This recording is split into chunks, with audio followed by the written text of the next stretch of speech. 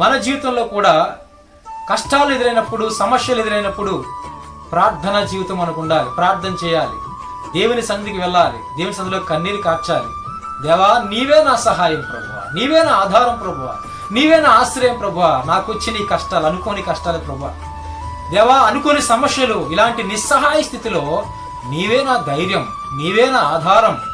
కన్నీటి కెరటాలు నన్ను తాకుచుండగా, శోధన వేదనలు వెంటాడుగా, నీవే నా ధైర్యం, నీవే నా దిక్కని మనం ప్రభు చెంతకు వెళ్ళినప్పుడు, ఆయన సన్నిధికి వచ్చినప్పుడు వాక్యం ద్వారా ఆయన ధైర్యపరచడమే కాకుండా ఆయన మనతో తన వాక్కు ద్వారా మాట్లాడి ధైర్యపరిచి మన జీవితంలో అనేక అద్భుతాలు ఆయన జరిగిస్తాడు. అట్టి దేవుని వైపు మనం చూద్దాం. ఆయన మనకు సహాయంగా ఉంటాడు.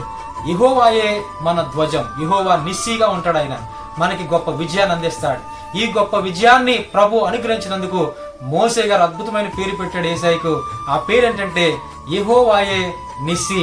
ఆయనే నా ధ్వజం, నా ప్రజలకు విజయాన్ని ఇచ్చింది ఆయనే అని. నిజమే, మనకు కూడా ఆయన విజయాన్ని ఇస్తాడు, మన పక్షాన ఉంటాడు. అట్టి దేవుని ఆశ్రయిద్దాం, ఆయన వైపు తిరుగుదాం, ప్రార్థన చేద్దాం. మన జీవితంలో కూడా గొప్ప విజయాలు అందిస్తారు.